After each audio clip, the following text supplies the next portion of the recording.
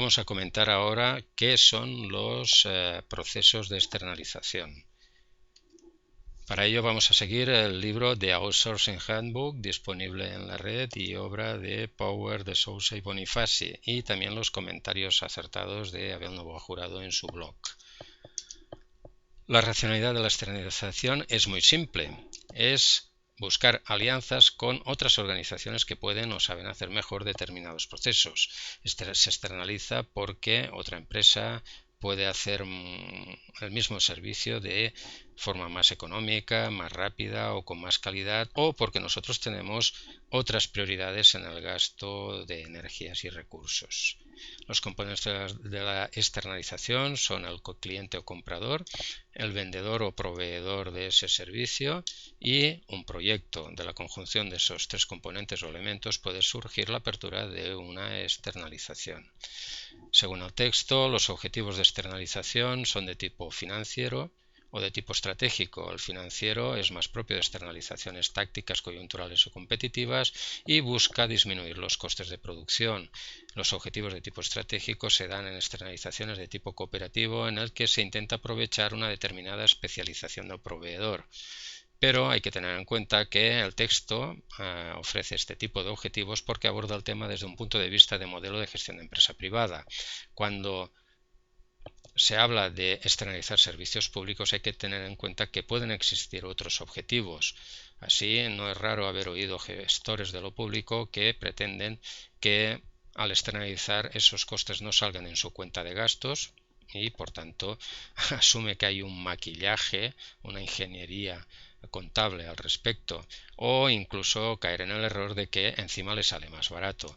Aunque también hay otros objetivos, como puede ser el sustraer el control del dinero público para pagar esas externalizaciones del control de los resortes democráticos y de los rigores del derecho administrativo. No es de extrañar, por tanto, que estos procesos de externalización, que son ya muy antiguos en todo tipo de administraciones, ya sean municipales, autonómicas o la central, se hayan acelerado en los últimos años sobremanera. En la sanidad, los componentes de una externalización tienen unas ciertas especificidades. El cliente es la organización sanitaria en su conjunto, por ejemplo, el CatSalut, los Osakidecha, Sergas o Servicio Madrileño de Salud. El vendedor es la concesionaria.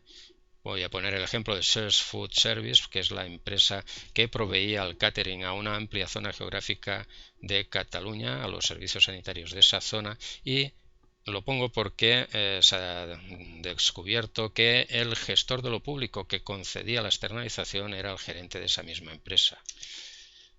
El proyecto, hasta ahora habíamos visto cómo se externalizaban servicios de soporte o apoyo como lavandería y catering, pero ahora se pretende que sea la propia provisión y gestión de la atención sanitaria. Cuando el objetivo es financiero y por tanto la externalización es táctica, coyuntural o competitiva, hay que tener en cuenta que el cliente debe realizar un exhaustivo control del resultado final. Un ejemplo podría ser: si yo externalizo la producción de camisetas que yo luego pondré a la venta, tengo que estar muy atento a cuál es el resultado final, puesto que es muy corriente que la disminución de precios pueda suponer una disminución de la calidad. ¿Y cómo se controla la calidad en nuestro ámbito? Hay que tener en cuenta que en la sanidad el producto final es la salud, y eso es muy difícil de medir y muy complicado. Por otra parte, los clientes, que son los pacientes, los usuarios de la atención sanitaria, valorarán sobre todo aspectos de confort, que también son importantes, pero no son los más importantes. Por tanto, son unos malos evaluadores de la calidad del servicio sanitario prestado.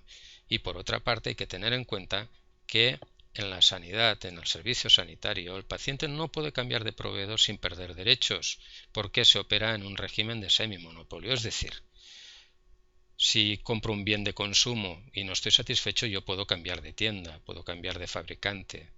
sin perder ningún derecho, pero cuando se trata de un servicio público y si cambias de proveedor estás perdiendo derechos.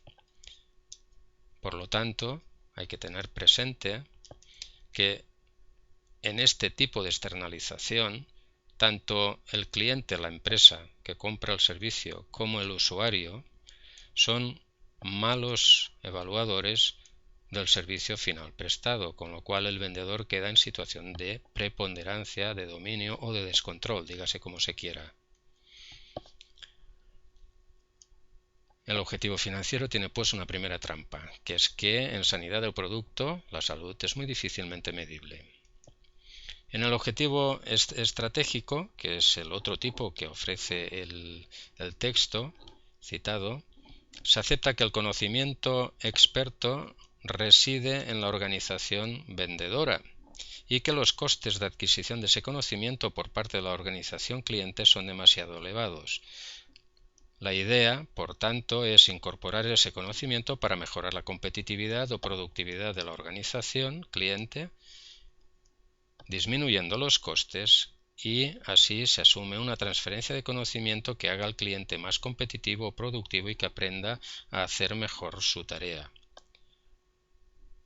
Esto tiene sus riesgos, puesto que si el conocimiento reside en la organización vendedora, la calidad del producto es evaluado mayoritariamente por el propio vendedor.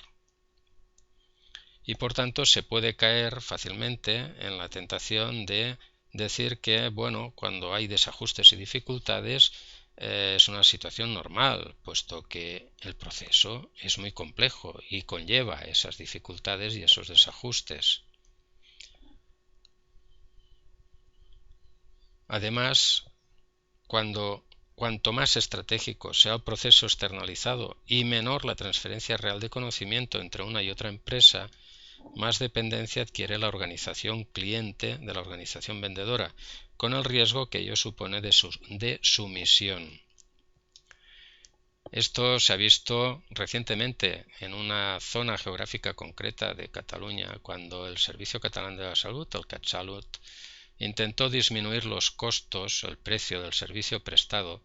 El vendedor, el proveedor del mismo, decidió cerrar los servicios dejando a toda la población dependiente de él sin esos servicios sanitarios, con lo cual el CatSalut se vio obligado a aceptar las condiciones que le imponía el propio vendedor. El segundo gran riesgo de la externalización estratégica es la dependencia y la sumisión de la organización que externaliza los servicios. Se monta a caballo el vendedor sobre el comprador y éste queda muy ligado al mismo y se produce una situación en la que, rehén del conocimiento del proveedor o vendedor, el cliente tiene muy difícil romper con la empresa vendedora, y Kahneman le llama a eso la perseverancia irracional. Por otra parte, hay que tener en cuenta los riesgos de la calidad de ese servicio, aunque sea una externalización de tipo estratégico. Otro gran riesgo de estas externalizaciones es el empeoramiento de la calidad del servicio y la pérdida de conocimiento estratégico que supone esa dependencia.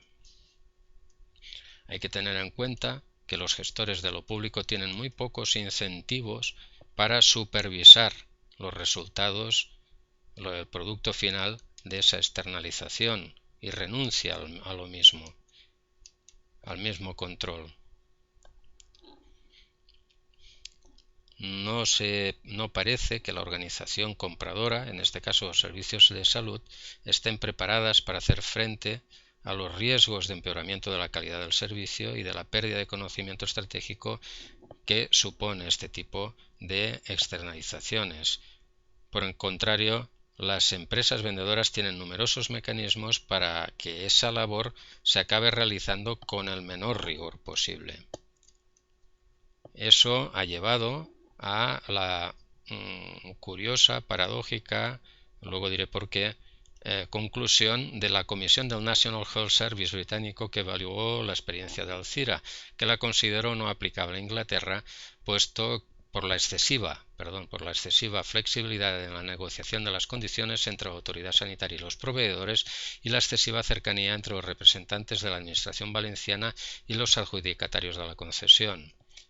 Y era una comisión del National Health Service, que es el servicio que más ha acelerado en adoptar estrategias de privatización prácticamente en toda Europa y desde hace más tiempo. Hasta ellos han considerado excesivo ese modelo.